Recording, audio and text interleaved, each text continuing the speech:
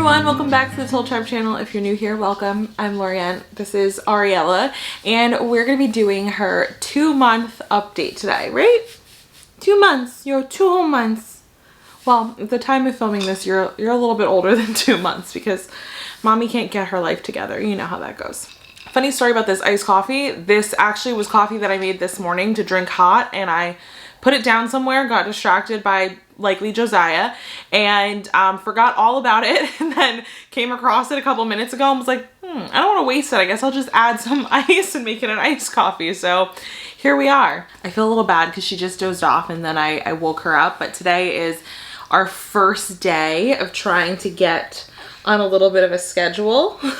And so I'm trying to stick to the schedule, and it wasn't time for her to take a nap yet, so I had to wake her up. Like I said before, we are a little over the 2-month mark at the point of filming this, but her monthly like wellness visits with her pediatrician are actually very, very close to her like monthly milestones. So like she was born on the 27th, and her appointments usually happen like 4 or 5 days after that. So she already had her 2-month check, and so I'm gonna be using all of like the stats from that, and then I kind of keep my own little log in a notebook of like changes or, you know, kind of progressions that she's made. I don't actually remember how much she weighed last month. I should have watched last month's video back, but I want to say she was like 9 something.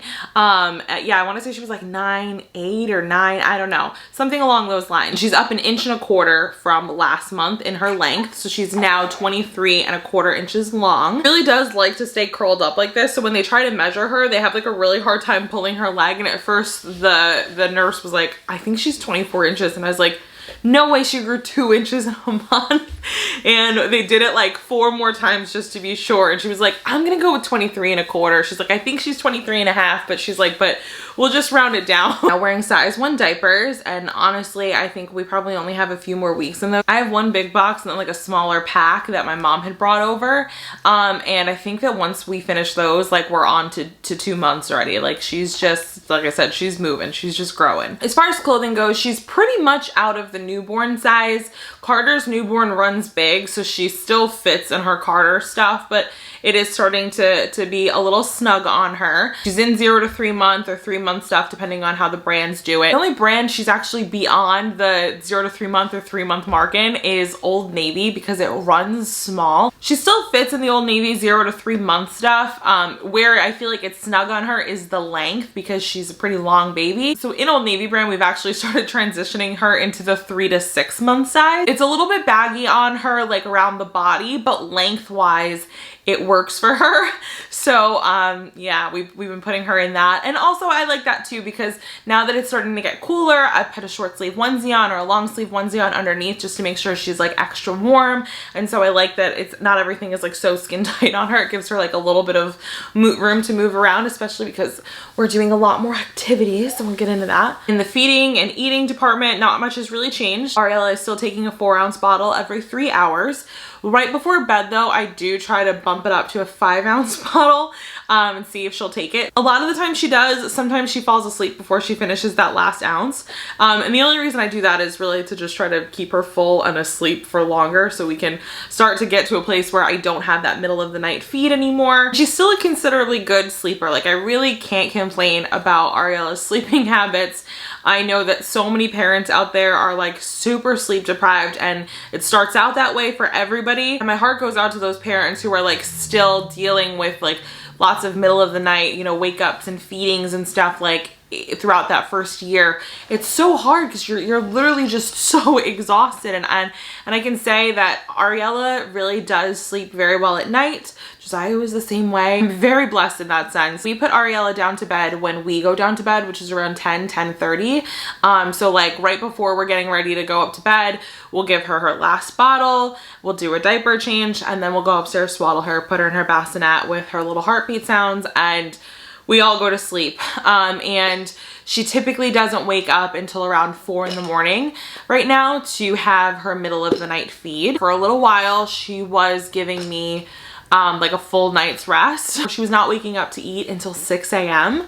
And that was incredible. And like, that's what I want to get us back to. It was only for like maybe 2 weeks, and there was maybe like a day or two within those 2 weeks that she didn't sleep until 6, where she did wake up a little bit earlier. But I would say it was like 2 weeks. I got really used to it, and then we went back to the 4 a.m. feed. So it's a little bit of false hope, but that's why we're kind of trying to like get back to that place, because I do have to go back to work soon. At this point, I think I maybe have another 4 weeks. I'm not 100% sure. I have to check a calendar. But I really do want her to be sleeping through the night for the most part by the time they go back to work. I'm trying to think if Josiah was sleeping through the night when I went back to work. I'm having a hard time remembering. I'm gonna have to watch like his updates back, but I want to say that he was. I want to say that he was sleeping through the night at that point, or sleeping till 6 a.m., which is fine because like that's when I would prefer to get up anyway. I mean, I don't love getting up at 6 a.m. but that would be kind of ideal, right? Because like you get the world's cutest alarm clock. She wakes up, she needs to eat, you feed her, and then a lot of the time she goes right back to sleep after that feed for like a little bit. So I would just put her down, and then I'd go get ready and start my day, and then I'd have a little bit of time before Josiah woke up. So honestly, that would be best case scenario, and that's what we're working our way up to. So hopefully we get there in the next month. Hopefully in her 3-month update, I'm letting you know that that's become the norm, but you know, I won't hold my breath. You never know. And then during the day, she just kind of naps on and off. I think I mentioned in her last update or like in a recent video that like, for me, I kind of like, I let Josiah when he was like an itty bitty newborn just kind of do what he needed to do, sleep when he wanted to sleep, wake when he wanted to wake, eat when he wanted to eat. And we didn't really follow a schedule. Just kind of felt things out and did what I felt like he needed at that time. And I was that same way with Aryella. It's like they're adjusting to like life outside the womb. Like it's a lot for them. So I don't want to try to put them on any schedule right away until I have to start getting the household and everybody on a schedule for me to go back to work. That's kind of where we are now, starting to get into a schedule. I'm going to talk more about that in her 3-month update, since technically this is something we're doing in the 3rd month, not something that we started in the 2nd month. For developmental milestones, Ariella is smiling now. The doctor had said she would smile between 6 and 8 weeks. So she actually smiled a little bit before she turned 6 weeks. She was like 5 weeks and like 2 days or something like that. The first time she smiled. And I was like, no way. Was that a real smile? It can't be a real smile. Like, I feel like it took Josiah a little while to smile. Like, I just kept staring at him because I was like, you're 6 weeks old. They said you were going to start to smile. And I feel like he didn't actually smile until a little bit closer to his 8th week. And so I kind of thought she was going to be the same way, but she wasn't. She smiled early, and I have to say, she is the smiliest baby. She is so happy. Like, all she wants is interaction. Like, she just wants to socialize. If you're socializing with her, she is all gummy smiles, like all gummy smiles. She's not smiling at you. She's just like looking at you like with the biggest eyes, like in wonder. Like, she's so curious. It's really, really amazing to see her and how she kind of takes in the environment around her. She's also newly intrigued with black and white patterns, loves a black and white pattern. The first time I realized that she was actually like interested in them was when she was in the Mamaru, because the little balls up top, you can flip them around, and I had the black and white side down. And she was looking at them with big eyes and then started smiling and cooing at them. And I was like, oh my God, she likes the black and white.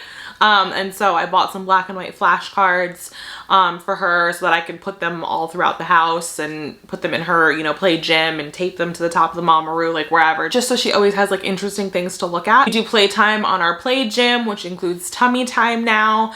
She started doing that at the beginning of her 2nd month, tummy time. We started out just using a blanket. Little by little, if I was on the floor playing with Josiah, I'd put her next to me so she could do some tummy time. I'd let her do it for like, you know, a minute, and then I'd flip her over, let her rest for a while, and we would just keep trying it until she could build up a tolerance to go longer. I'll say something that I noticed like 2 weeks ago about her that kind of like blew my mind. If she's in a position where she can see the TV where she is, she will watch TV. And I have to say, I don't love that because she's like too young, but obviously the TV has to be on sometimes for Josiah. Because we do screen time. We're not like an anti-screen time family. My arms are going numb holding you, you little 12-pound turkey. I'm trying to think if there's any other like developmental updates. She's trying to roll over. She is trying to roll over. She's a very squiggly baby. At her like 2nd weight check at the doctor, she was wiggling all over the scale table, and the doctor was like, oh my goodness, like she's very active. She really is. If you put her down on her play mat, like on her back, like she's very active. She's kicking, her arms are everywhere, she's moving. Lately, we have noticed that she really is trying to roll. I don't know, this feels a little soon to me just because I feel like Josiah was not trying to roll over like this or roll onto his side or his stomach like this when he was her age. And I feel like this one's less of a developmental thing than it is like a maybe temperament thing or like behavioral thing. In her last update, I had mentioned that Ariella was kind of like a clingy baby and liked to be held quite a bit. And I will say that when we were going through the first leap, I was like, oh, Lord help me, the first leap. She's going to be even clingier if that's like even possible. And she's just going to scream all the time, and this is going to be taxing for sure. And I have to say, it was not. It was not. I barely even noticed that she was going through a leap. And as a matter of fact, after that leap was over, she was a lot more mellowed out. She didn't need to be held as much. She kind of, you know, we were able to put her down in her bouncer or in her snuggle me or whatever, and she would nap on her own without being held, and she would lay there awake and just kind of look around.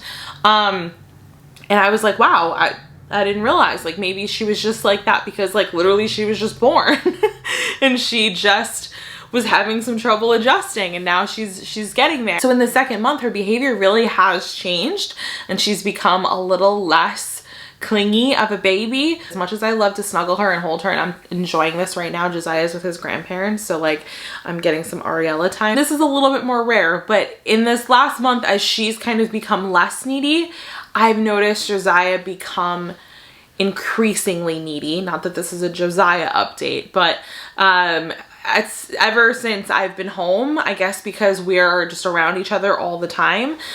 He is with me every single day, all day. And so he's become increasingly attached, and he just kind of like hangs on me all day long. And his clingy behavior does get amplified when I have to take care of Ariella. So there's a little bit of jealousy there. It's not like aggressive towards her anymore. If you saw like the vlog of them meeting for the first time, you saw that he did try to hit her, and we did experience that for a couple weeks afterwards. He doesn't really try to hit her anymore or like throw things at her anymore. He's very sweet with her. He'll kiss her. He'll lay with her when she's doing playtime on her mat. He's very interested in her, but he does get jealous when my attention is taken away from him to deal with her. So like if she's crying, he knows that that means I'm gonna go get her to soothe her, so then he starts crying.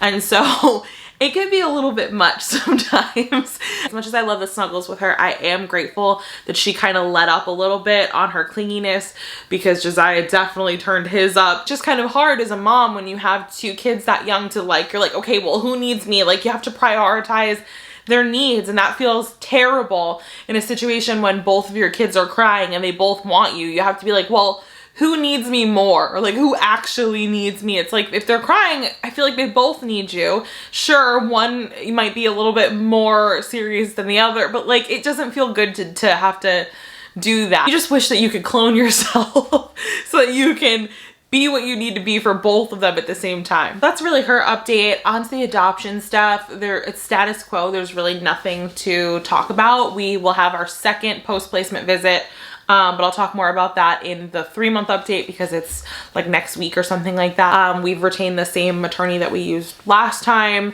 And so, you know, it's the same process, but like in the beginning, there isn't really a whole lot to talk about. You just kind of wait till the post-placement report's written up and you get a court date. So it's very, very slow. There isn't a whole lot to talk about like until the very end. And I guess that leaves me to talk about my motherhood update, which I'm going to try to keep brief because I'm going to film a longer video kind of talking about motherhood and motherhood struggles and losing yourself to motherhood and kind of like my story and what it's been like for me since becoming a mom.